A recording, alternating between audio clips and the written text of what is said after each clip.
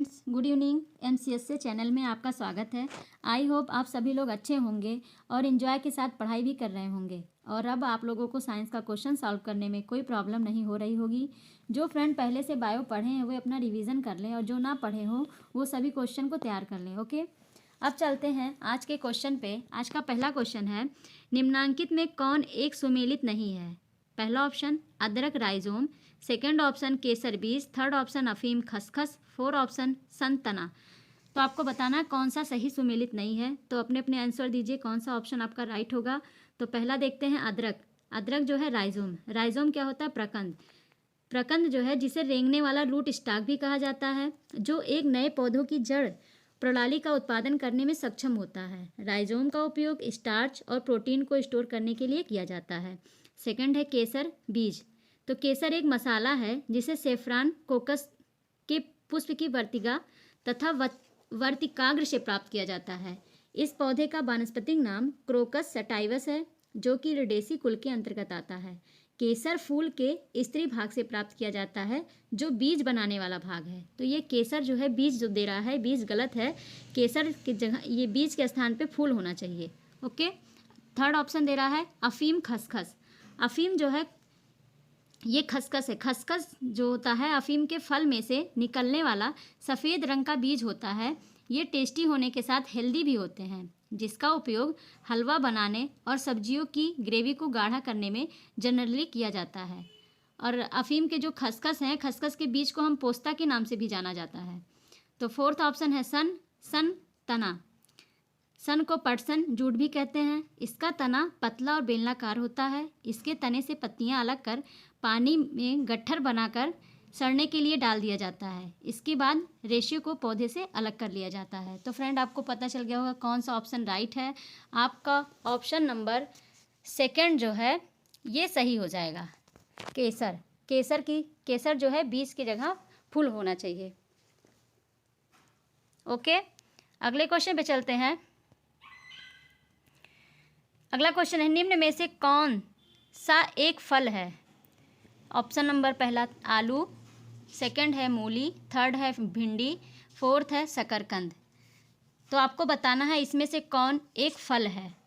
तो आपको पता होगा आलू क्या है? एक तना है। मूली जड़ है। शकरकंद जड़ है। भिंडी जो है एक प्रकार का फल है।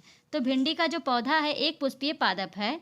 इसका वानस्पतिक नाम एवल मोस्कस एस्कुलेट्स है। इसका फल कैप्सूल प्रकार का होता है, जिसमें बीज की संख्या अधिक होती है। इस फल का संपूर्ण भाग खाया जाता है। तो आपका कौन सा ऑप्शन राइट हो जाएगा? ऑप्शन नंबर थर्ड जो है राइट हो जाएगा, भिंडी। ओके, अगले क्वेश्चन पे चलते हैं। निम्न में कौन सा एक सच्चा फल नहीं है? सच्चा फल नहीं है मतलब सत्य फल बताना है। सत्य फल क्या होता है? निषेचन के बाद अंडाशय से जो फल विकसित होते हैं उन्हें सत्य फल कहते हैं। और जब फल के निर्माण में अंडाशय के अलावा कुछ अन्य भाग भी शामिल हो जाते हैं तो ऐसे फल को हम असत्य फल कहते हैं। तो असत्य फल के अंतर्गत सेब, काजू और नाशपाती आते हैं। सत्य फल के अंतर्गत नारियल, नींबू और तरबूज आते हैं। तो इस प्रकार आपका कौन सा ऑप्शन सही हो जाएगा? ऑप्शन नंबर फर्स्ट जो है सेब जो है ये सही हो जाएगा। ओके, ये सत्य फल नहीं है, ये असत्य फल है। ओके, अब अगले क्वेश्चन पे चलते हैं। कार्क निम्नलिखित में से किस पेड़ से प्राप्त किया जाता है? पहला option Dalbergia, second option Cedrus, third option Quercus, fourth option है आर्जिमोन। तो आपको बताना है कि कार्क किस पेड़ से प्राप्त किया जाता है। तो कार्क जो है ओक नामक वृक्ष की छाल से प्राप्त किया जाता है, जिसका वानस्पतिक नाम क्वेरकस सुबर है। इस पौधे का उत्पत्ति स्थल भूमध्य सागरीय क्षेत्र है। कार्क अनियमित आकार का, पतली भित्ति वाला तथा मोम युक्त कोशिकाओं से बना होता है। तो फ्रेंड कौन सा ऑप्शन आपका राइट हो जाएगा?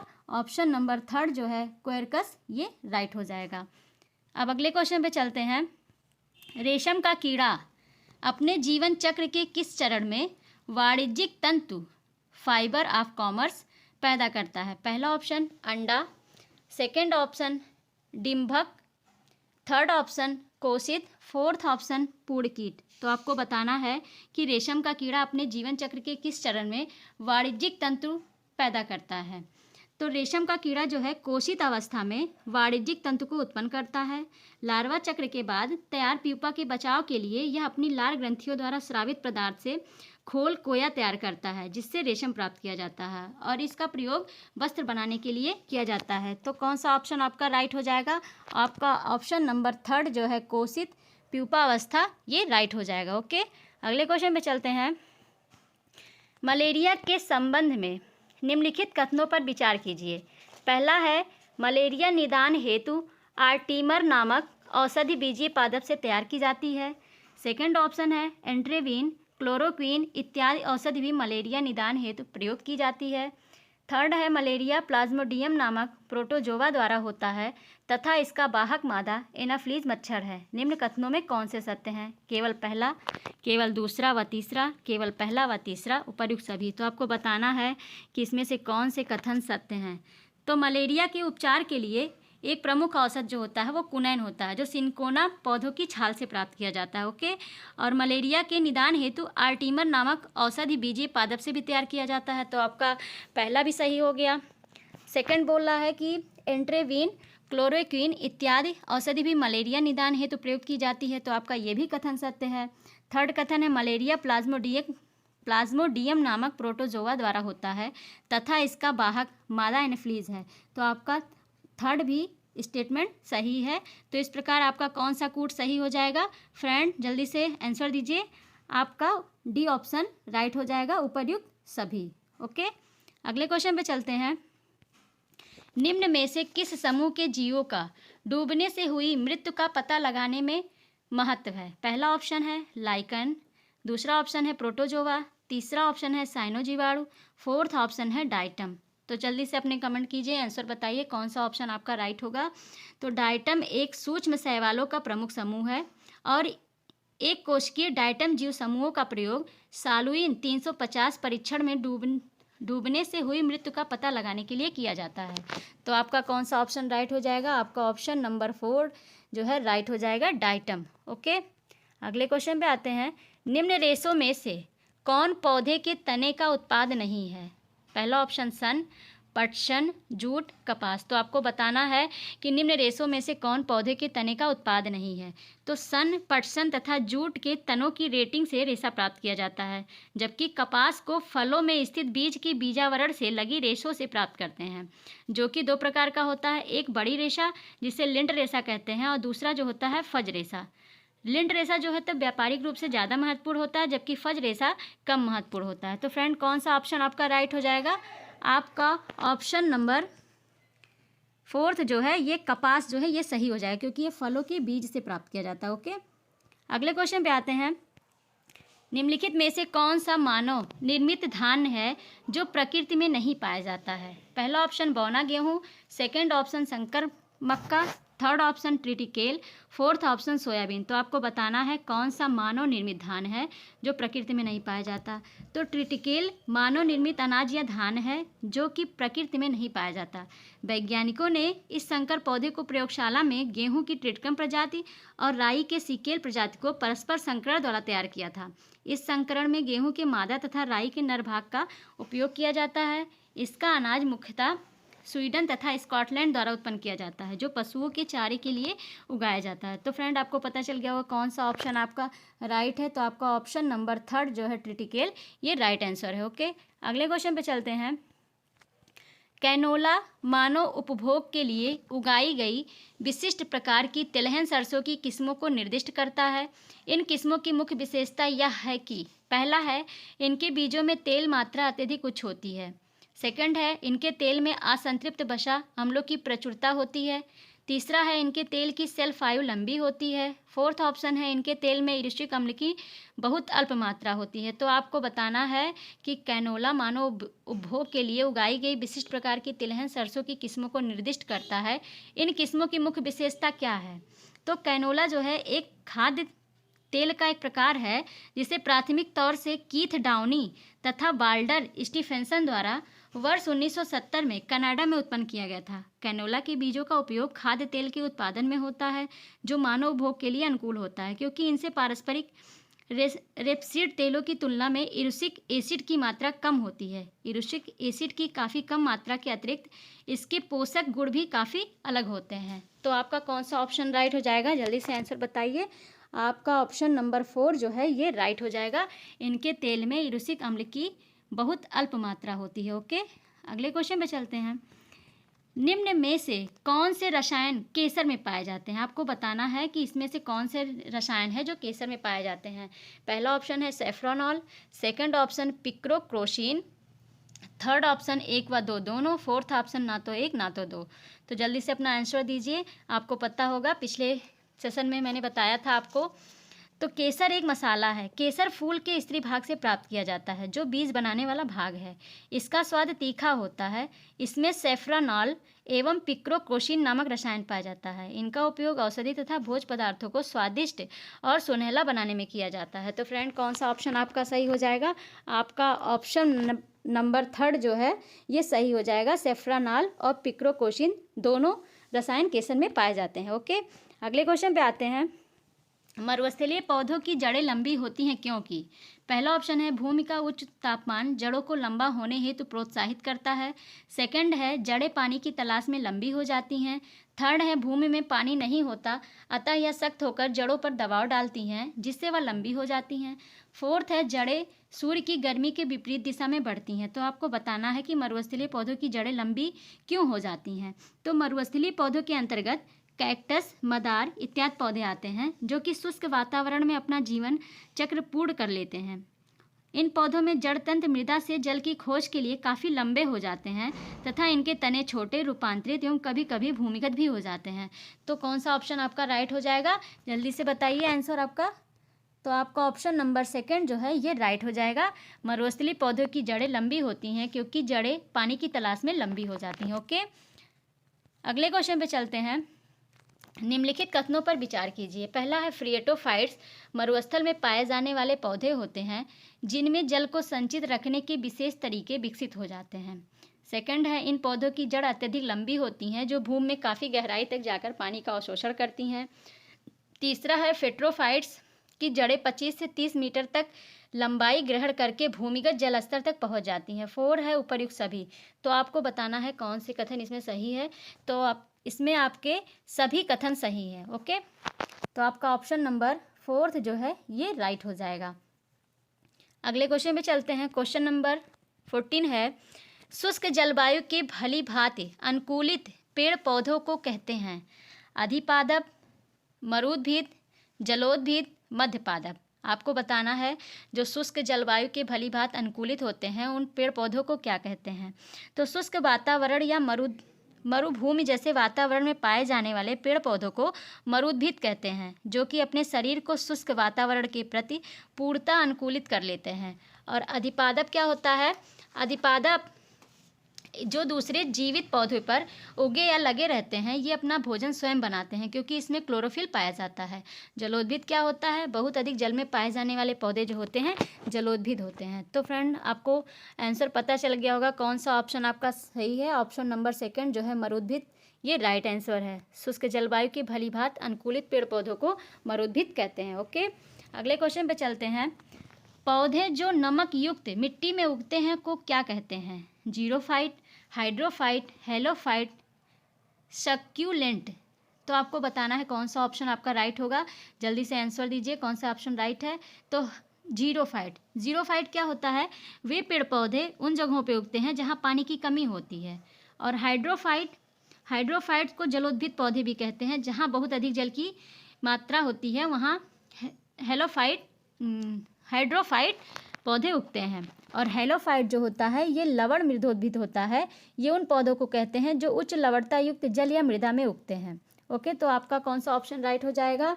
आपका ऑप्शन नंबर 3 जो है हेलोफाइट ये राइट हो जाएगा। ओके, अगले क्वेश्चन पे चलते हैं। निम्नलिखित कथनों पर विचार कीजिए। पहला है जेली रुदन का कारण अम्ल की अधिकता है। सेकंड है गन्ने के लिए सर्वाधिक अनुकूल जैव उर्वरक राइजोबियम है। थर्ड ऑप्शन है नमकीन पानी में उगाए गए पौधे थैलोफाइट्स कहलाते हैं। फोर्थ है सुषुप्तावस्था तोड़ने वाला हार्मोन्स साइटोकाइनिन है। तो आपको बताना है निम्नलिखित कथनों में कौन से सही है। कूट में बताना है केवल पहला दूसरा, केवल दूसरा तीसरा, केवल तीसरा चौथा, केवल पहला और चौथा। तो जल्दी से कमेंट कीजिए, आंसर बताइए कौन सा ऑप्शन आपका सर्वाधिक हो जाएगा, सही हो जाएगा। तो जेली रुदन का जो कारण है ये अम्ल की अधिकता है, ये राइट है, पहला आपका राइट हो गया। सेकंड है गन्ने के लिए सर्वाधिक अनुकूल जैव उर्वरक राइजोबियम है। तो गन्ने के लिए जो सर्वाधिक अनुकूल जैव उर्वरक है वो एजिटोबैक्टर होता है, ना कि राइजोबियम। ओके, तो ये आपका गलत हो गया सेकंड। थर्ड है नमकीन पानी में उगाए गए पौधे थैलोफाइट्स कहलाते हैं। नमकीन पानी में जो उगाए गए पौधे होते हैं उनको हेलोफाइट्स कहते हैं, थैलोफाइट्स नहीं कहते। तो आपका ये भी ऑप्शन गलत हो गया। अगला है सुषुप्तावस्था तोड़ने वाला हार्मोन्स साइटोकाइनिन है, ये आपका राइट है। बीजों की सुषुप्तावस्था तोड़ने वाले हार्मोन्स जिब्रेलिन व साइटिन है। साइटिन का जो कार्य होता है वो बीज अंकुरण को प्रेरित करते हैं, कोशिकाओं की लंबाई में वृद्धि करते हैं और प्रोटीन निर्माण में सहायक होते हैं। तो फ्रेंड कौन सा ऑप्शन आपका राइट हो जाएगा? आपका ऑप्शन नंबर डी जो है ये राइट हो जाएगा, केवल पहला और चौथा। ओके, अगले क्वेश्चन पे चलते हैं। एपीफाइट्स वे पौधे हैं जो अन्य पौधों पर निर्भर हैं, भोजन के लिए, यांत्रिक अवलंब के लिए, छाया के लिए, जल के लिए। आपको बताना है कि एपीफाइट्स वे पौधे हैं जो अन्य पौधों पर निर्भर करते हैं, इनमें से कौन सा कारण हो सकता है। तो एपीफाइट्स जो होता है वो अधिपादप होते हैं, वे पौधे होते हैं जो दूसरे जीवित पौधे पर उगे या लगे रहते हैं। ये अपना भोजन स्वयं बनाते हैं क्योंकि इसमें क्लोरोफिल पाया जाता है। ये सिर्फ पोषक पौधों पर यांत्रिक अवलंब के लिए निर्भर रहते हैं। इन्हें वायवीय पादप भी कहा जाता है क्योंकि इनकी जड़ें मृदा से नहीं लगती हैं। इसके अंतर्गत आर्किड्स के पौधे आते हैं। तो आपका कौन सा ऑप्शन राइट हो जाएगा? जल्दी से कमेंट कीजिए। आपका ऑप्शन नंबर सेकंड जो है यांत्रिक अवलंब के लिए राइट हो जाएगा। ओके, अगले क्वेश्चन पे चलते हैं। जल की अधिकतम मात्रा जिसकी पौधों को आवश्यकता होती है वह उसे अवशोषण निम्न के माध्यम से करते हैं। पहला ऑप्शन भ्रूणीय जोन से, सेकंड ऑप्शन बढ़त बिंदु से, थर्ड ऑप्शन है दीर्घीय करण जोन से, फोर्थ ऑप्शन है जड़ों की बालों से। तो आपको बताना है कि जल की अधिकतम मात्रा जिसकी पौधों को आवश्यकता होती है वह उसे अवशोषण किसके माध्यम से करते हैं। तो पौधे अपने जड़ों के बालों द्वारा भूमि से जल का अवशोषण करते हैं। जड़ों के बाल एक प्रकार की पतली भित्ति वाली एक कोशिकीय संरचनाएं हैं जो जड़ों के बाहरी भाग एपिडर्मिस से निकली होती हैं। तो फ्रेंड कौन सा ऑप्शन आपका सही हो जाएगा? जल्दी से आंसर दीजिए। आपका ऑप्शन नंबर 4 जो है ये राइट हो जाएगा, जड़ों की बालों से। ओके, अगले क्वेश्चन पे चलते हैं। हाइड्रोफाइट्स कहते हैं, पहला है एक सामुद्रिक जानवर को, एक जलीय पौधों को, एक पौधीय रोग को, एक जड़ रहित पौधों को। तो जल्दी से आंसर दीजिए कौन सा राइट हो जाएगा। तो आपका बता दें इसमें हाइड्रोफाइट्स वे पौधे होते हैं जो बहुत अधिक जल वाले स्थान पर पाए जाते हैं। ओके, इसमें बड़े बड़े अंतरकोशीय स्थान होते हैं जिसमें वायु भरी होती हैं जो पौधों को तैरने में सहायक होती हैं। तो आपको पता चल गया होगा कौन सा ऑप्शन आपका राइट है। आपका ऑप्शन नंबर सेकंड जो है एक जलीय पौधा ये राइट हो जाएगा। ओके, अगला क्वेश्चन देखते हैं। पौधों द्वारा ली गई विकिरण ऊर्जा निम्न परिणाम देती है।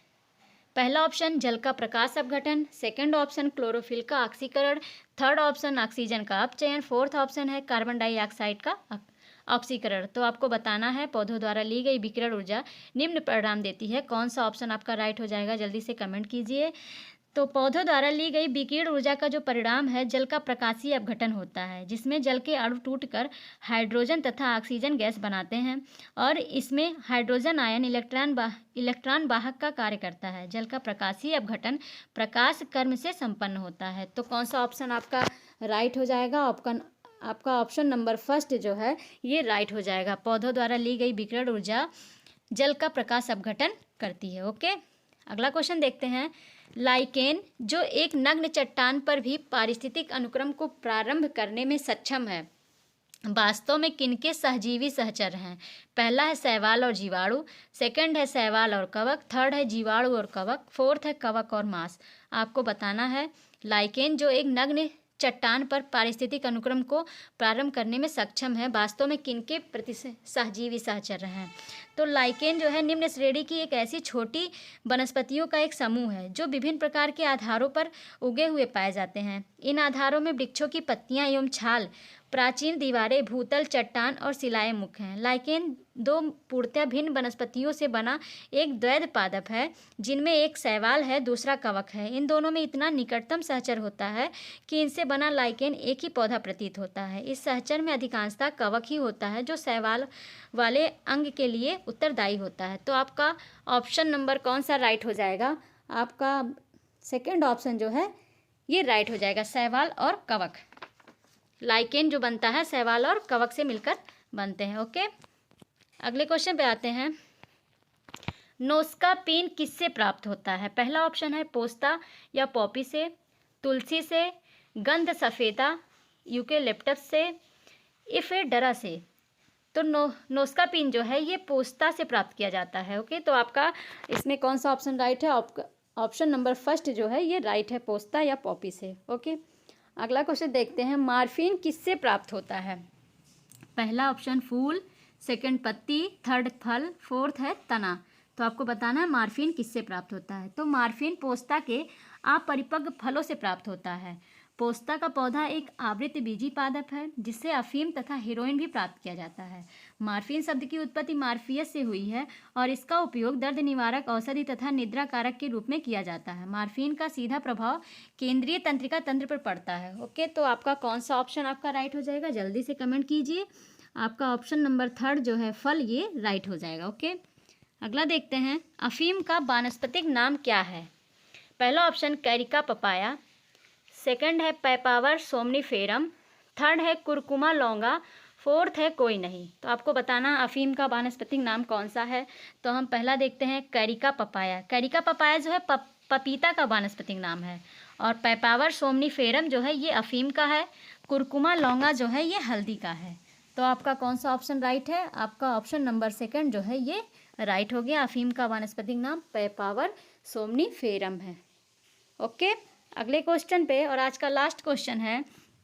टमाटर में लाल रंग का कारण है लाइकोपिन, कैरोटीन, जैंथोफिल, बीटरनिन। तो बहुत ही इजी क्वेश्चन है, इसको तो सबका आंसर पता होगा। सभी बच्चों को पता होगा कि कौन सा ऑप्शन आपका राइट है। टमाटर में लाल रंग का कारण क्या होता है? तो हम देखते हैं लाइकोपिन ये जो है टमाटर में लाल रंग का कारण होता है, और कैरोटीन जो होता है गाजर में नारंगी रंग का कारण होता है।